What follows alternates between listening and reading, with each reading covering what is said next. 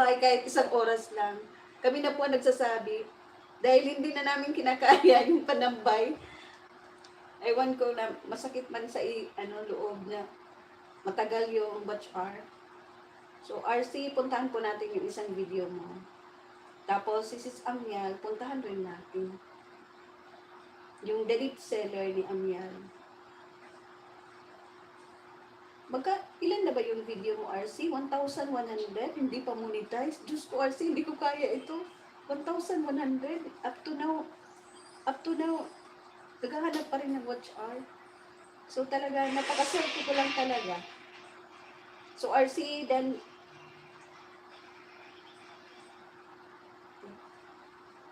sandali, RC ha. Dito tayo na phone. Huwag yan, can ako namin account. Diyos ko, anak ng account.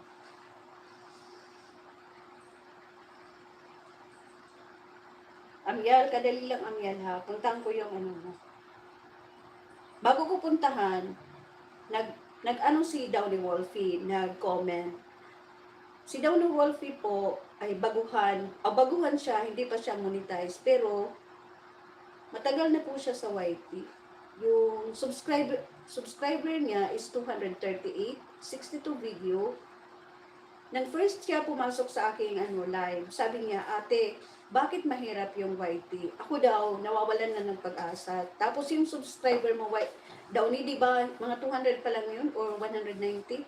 Tapos sinabi ko sa kanya, huwag kang mawawalan ng pag-asa. Nandito kami, mag-ano ka lang, magdikit ka dyan sa mga Ngayon, 238 na po siya. Tapos yung mga video niya, meron siyang playlist. Pag pumupunta siya dito, niraran ko yung playlist niya. Tapos paggabi naman, binabalik ko na naman yung playlist niya. So, Downy, huwag kang mawawalan ng pag-asa. Tapos meron siyang comment ganito, may mga ninja po ako, host. Pag nagsusupport po ako sa iba, di man nagre-reply, kaya minsan nakakasakit ng damdamin. Diba? Totoo naman yun. Siguro, yung mga sinusuportaran mo, baka mga busy, baka may trabaho. So, yung mga nandyan ngayon, kung pumupunta ka man sa aking live, baka daw budlot, sabi niya, hindi naman. Siguro, yung iba kasi, yung may mga trabaho, hindi nila yan, ma-replyan ka agad.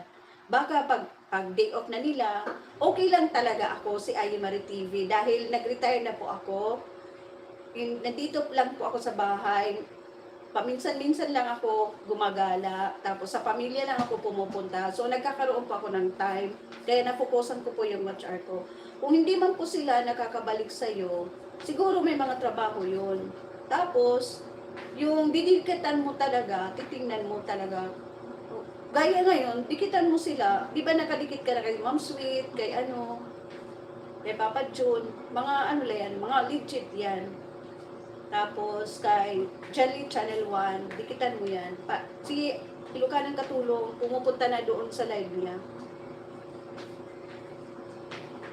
Ate Yi, may ihahatid ko muna kasama ko sa bangka. Siya kasi ngayon ang magbantay sa bangka. Sige, Papa John, may problema. Ihatid ko muna. Lagi pong nalalagas host. Ganito, isi-share ko rin sa iyo bago tayo mag-play kay RC Vlog. Kita niya, may magpero-pero ka. Nasuka. Oo. Meron akong isi-share na konti sa iyo dahil nangyari ito sa akin, Downy Wolfie 7. Pagpasok mo, ilan ba yun banana mo? 180 yata. Yung first time mo talaga nga pumasok sa live ko, 180. Diba? 238 ka na po ngayon. Yung nalalagas na banana, normal lang yun, may nalalagas na banana. Yung nangyari sa akin, yung first talaga ko na pag-engage, hindi ko alam na ganun pala, subscribe ako ng subscribe, kahit sino subscribe ko. Dahil pag may subscribe ako kaagad. Baguhan talaga ako noon, pa lang ako, running to 20 subscriber. Tapos pag 50 ko na, nilagas talaga ang 20 ito kabuok no, nilagas talaga ang 20 kabuok, maul-ul hadughan, masakit to talaga sa loob. Bakit nalagas yung 20? Ganito pala yun. Ino-observe ko, every time talaga, ino-observe ko, bakit nagkakaganito? Yung gawin nyo, pag dinidikatan nyo yung malaki ng bahay, sabihin nga malaki ng bahay, monetize na sila, marami ng subscriber. Sandali nga, gawan natin ng highlight.